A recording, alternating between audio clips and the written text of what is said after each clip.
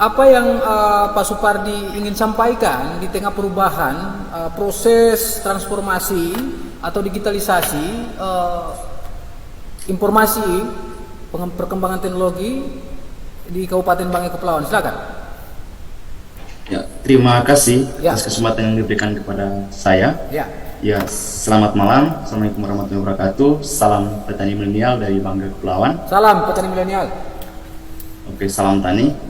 Ya, awal kata pertanian tidak boleh berhenti di tengah pandemi, karena pertanian merupakan garda terdepan di tengah pandemi ini sebagai lumbung pangan kita.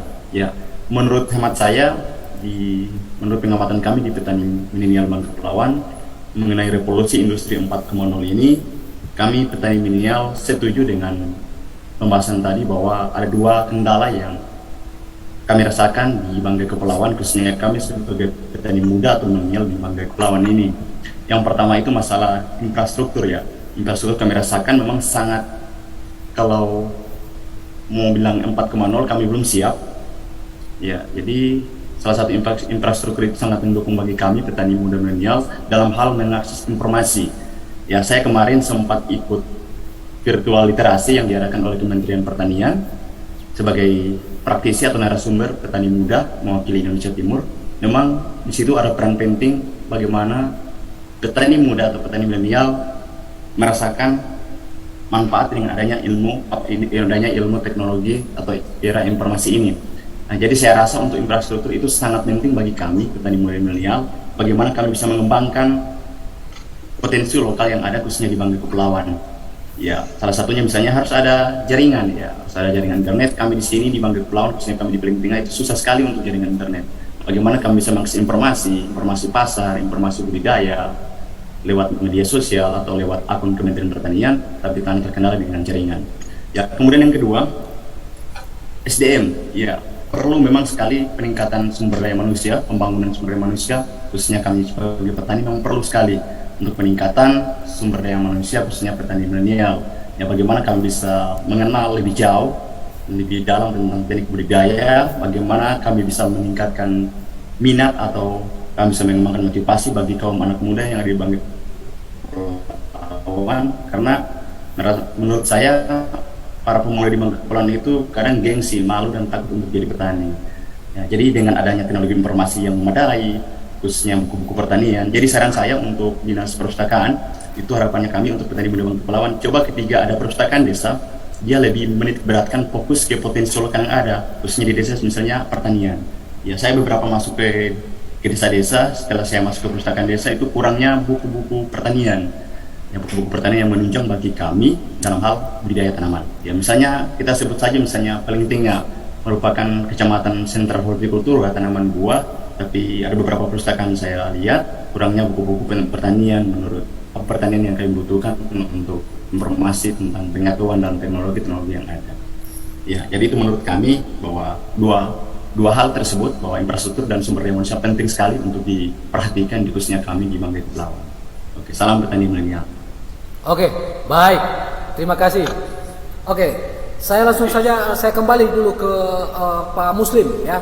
Ini tadi mungkin bisa melihat apa yang menjadi menjadi perhatian serius kita dalam rangka revolusi industri 4.0 dengan kendala-kendala yang dihadapi termasuk apa yang sudah kita sampaikan tadi ya, termasuk SDM, infrastrukturnya, kemudian kebutuhan dan lain sebagainya, operasionalnya, personalianya dan lain sebagainya. Silakan Pak Muslim bisa sikapi itu.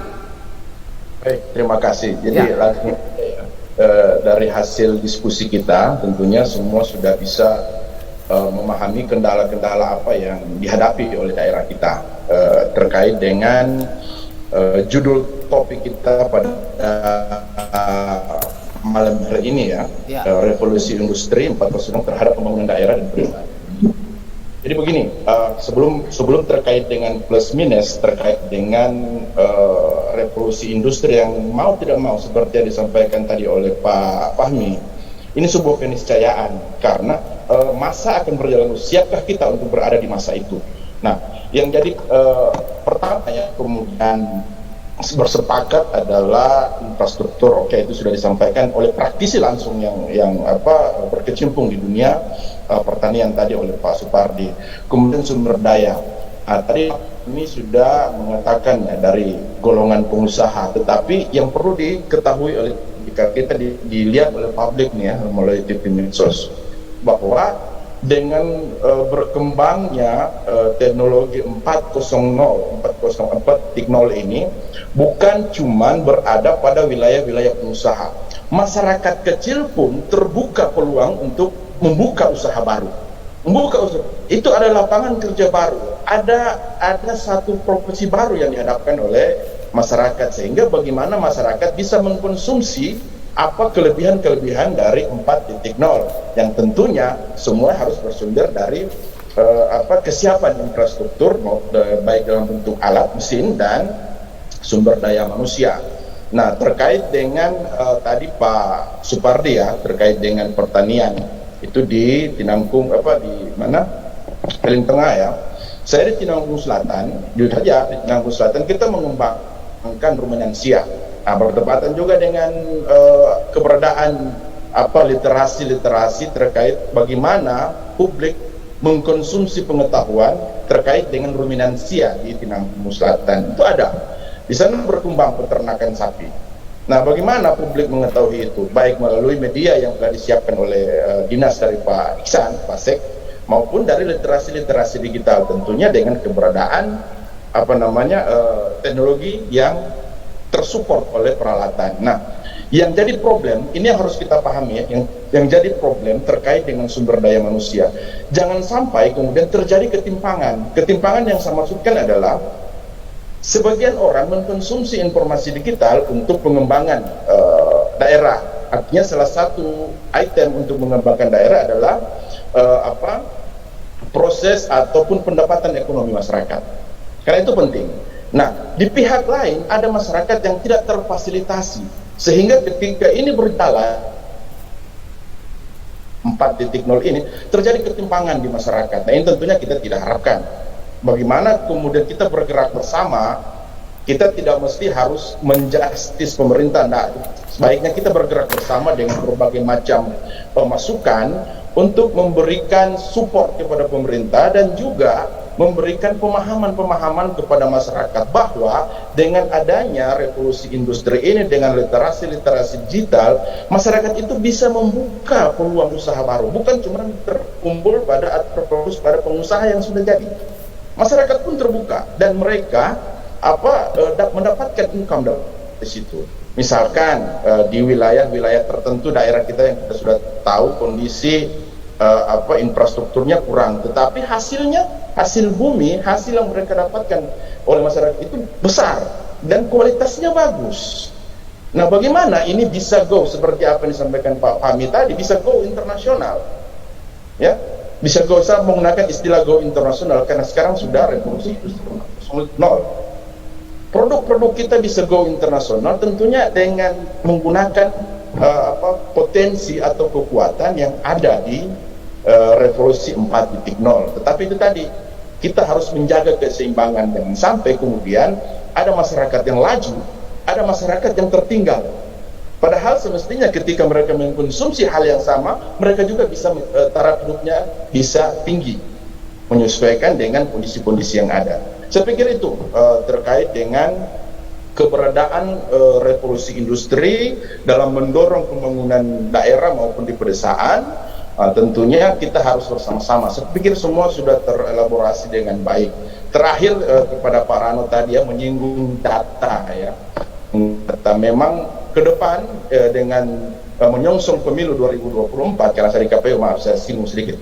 Menyongsong pemilu 2024, tentunya kita harus memiliki data yang baik, data yang terintegrasi. Selama ini kami menggunakan data yang ada di Dukcapil, misalkan ya, untuk data pemilih. Nah, ketika misalkan desa dengan sistem informasi desanya telah melakukan hal baik terhadap data pemilih,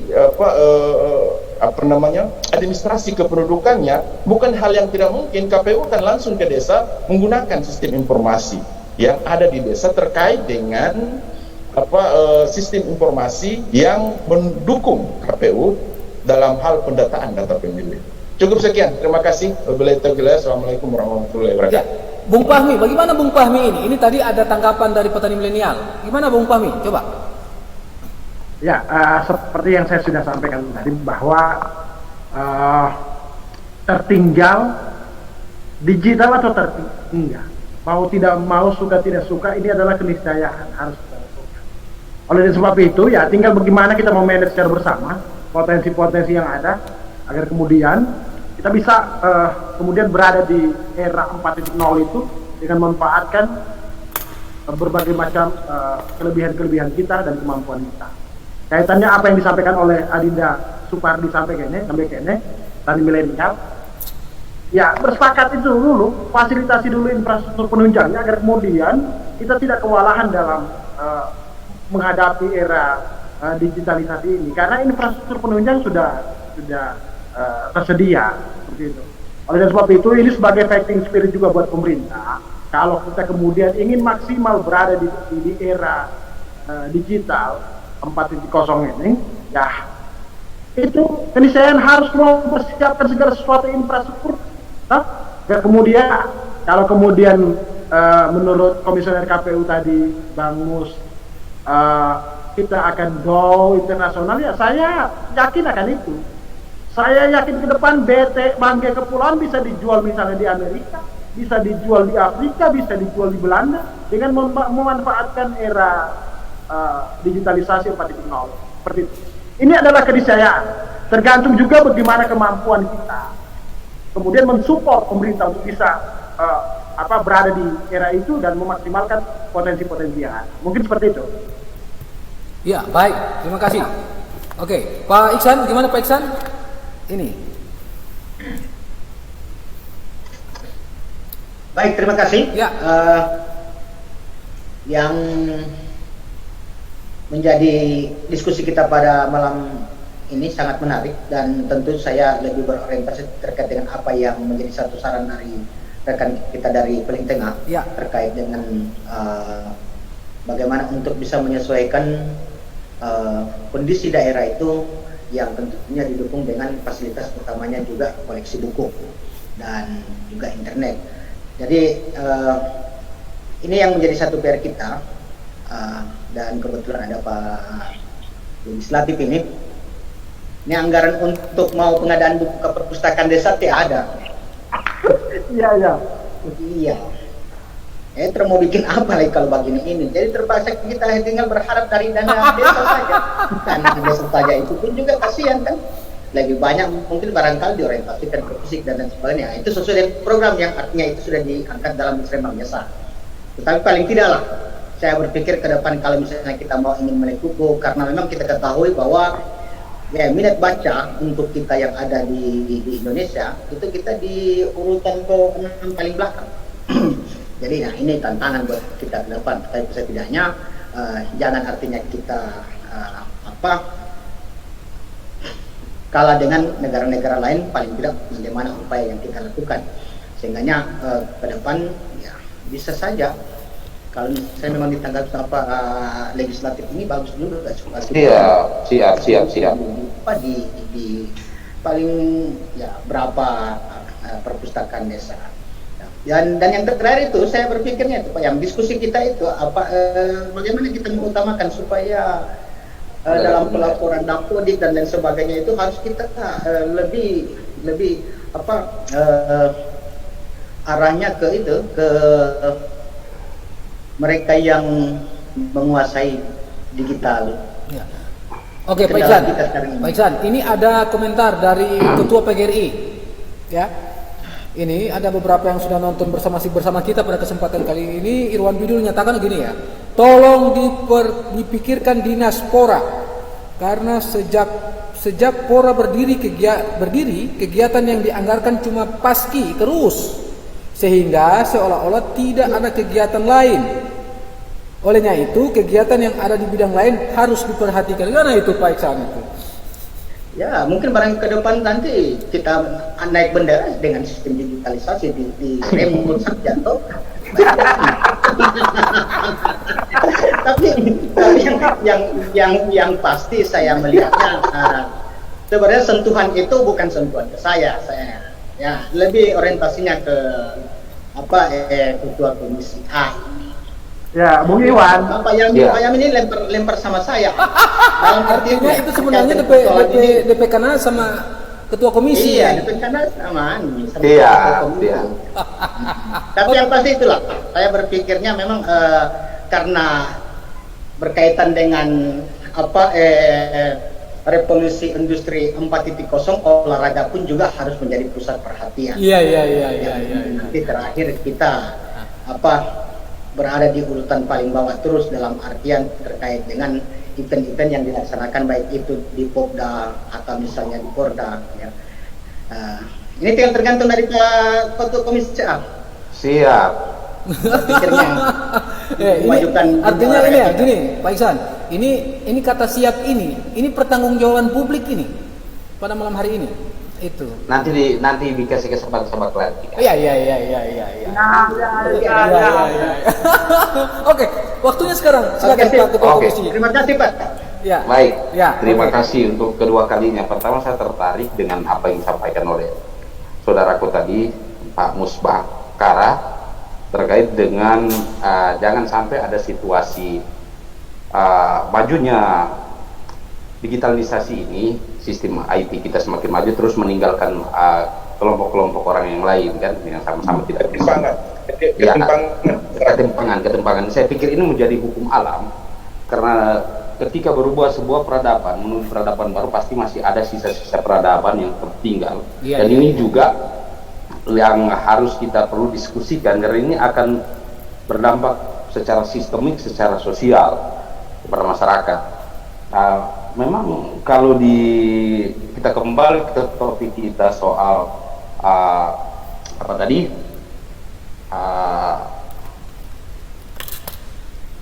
bagaimana revolusi industri 4.0. Ya, revolusi industri kita itu kan mestinya harus disauti juga dengan hal-hal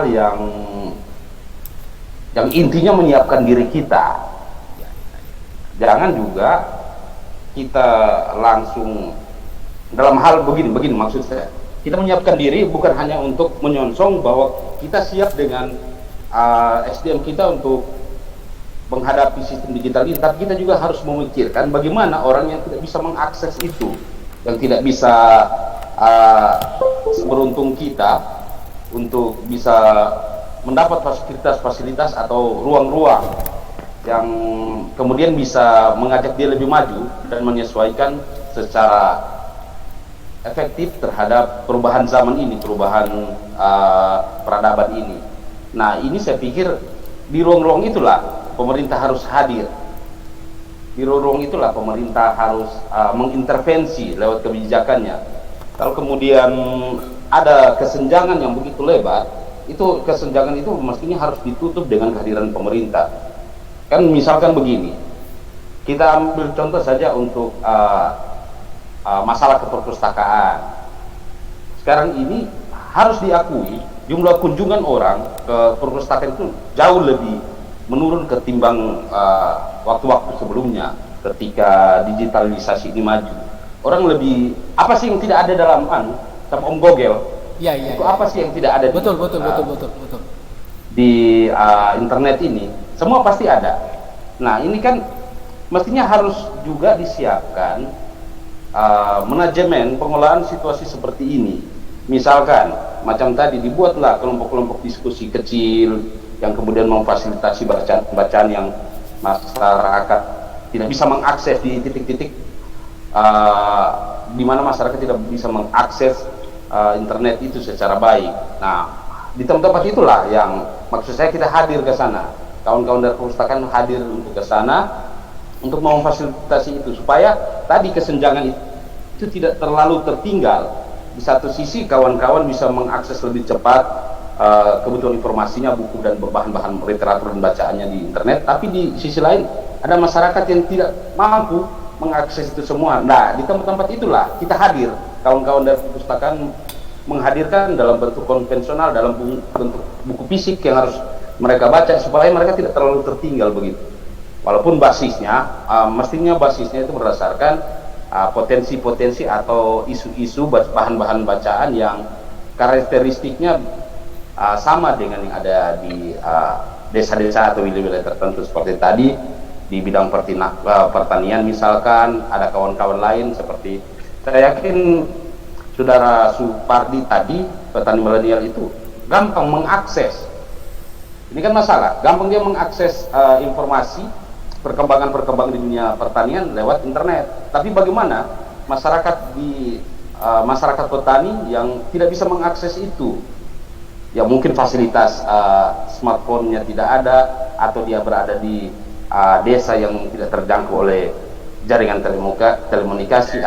Di titik-titik itu yang mestinya kita harus memikirkan itu. Disitulah hadirlah pemerintah lewat perpustakaan, pemerintah hadir lewat membentuk kelompok-kelompok untuk membangkitkan minat baca, untuk mendorong lahirnya edukasi di bidang pertanian. Saya pikir itu yang hal-hal ini harus kita pikirkan juga. Saya sepakat dengan apa disampaikan oleh Pak Mus tadi, saudara Kemus, bahwa memang kita harus hadir untuk menghindari atau mempersempit jarak kesenjangan itu. Karena kita mau melangkah bersama, ibarat kaki kiri dan kaki kanan melangkah bukan maksud meninggalkan kaki kiri, tapi untuk memberikan kesempatan kaki kanan untuk maju ke depan lagi. Itu untuk urusan yang tadi itu. Yang kemudian terkait dengan anggaran buku bacaan yang mau diintervensi ke desa, saya pikir ini juga masalah yang menarik untuk kita diskusikan, karena banyak hal yang berkaitan dengan ini. Pertama, saya lebih pada hal teknis saja ya. Ya. Nggak usahlah kita menggunakan alasan klasik lagi, kemampuan keuangan daerah. Sudah bosan orang dengar itu kan, kemampuan keuangan daerah. Sebenarnya ini kan, perpustakaan ini adalah bagian dari pendidikan yang dalam kategorisasi kodifikasi dalam Permendagri 70 itu menunjang pendidikan, berarti menjadi kebutuhan dasar, kebutuhan primer, kebutuhan dan urusan wajib yang harus ditangani oleh pemerintah. Nah, tapi kembali lagi kepada sistem penganggaran kita, bahwa ini harus bagaimana kita mau menganggarkan itu kalau kemudian itu juga barangkali tidak diusulkan atau tidak termuat dalam RKPD atau renja OPD itu kan. Saya pikir kalau itu menjadi hal-hal yang penting untuk dianggarkan secara internal. Kalau di eksekutif, di TAPD kan bisa berkomunikasi dengan Bapeda dan Keuangan dalam segi pembagian plafon anggaran. Saya pikir juga kawan-kawan di perpustakaan ini sampai tidak menyiapkan anggaran ya karena tadi plafonnya sedikit dan hanya untuk pembiayaan rutin-rutin saja kan. Kira-kira begitu kisahnya kondisinya. Coba kalau plafonnya dikasih Pak Fahmi. Nah, iya kan kondisinya seperti itu. Iya. Siap. Sistem penganggaran kita memang begitu. Ada plafon dulu dibagikan ke OPD, kemudian OPD menyesuaikan kebutuhan dengan anggaran yang terbatas misalkan. Nah, bagaimana bisa memaksimalkan? Secara teknis ini kan urusan dinas sebenarnya. Kita hanya pada kebijakan anggaran. Tapi kalau yang penting nomenklaturnya ada, nomenklatur untuk pengadaan buku dan itu tercatat dalam reja dan RKPD dari pemerintah daerah. Insya Allah ketika dalam tahapan pembahasan anggaran yang akan berjalan mungkin 1-2 hari ini kita sudah akan membahas 2 PPS. Saya akan memperhatikan itu dan akan memberikan masukan kepada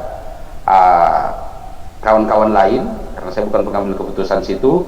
Kita membahasnya untuk mengambil keputusan melalui musyawarah dan mufakat. Semoga ini akan menjadi prioritas untuk dianggarkan, karena tadi dengan ini mungkin menjadi salah satu usaha dari apa yang menjadi kekhawatiran dari saudara Mus tadi akan adanya kesenjangan itu. Ketika masyarakat yang lain bisa mengakses internet dengan baik, ada komunitas masyarakat lainnya yang tidak tersubsidi bahan-bahan bacaan karena keterbatasan kemampuan, tidak memiliki satu smartphone atau tidak memiliki berada di tempat-tempat yang tidak bisa mengakses jaringan internet. Ya kita hadir dengan buku bacaan yang dibutuhkan begitu kira-kira. terkait lagi tadi apa itu yang komen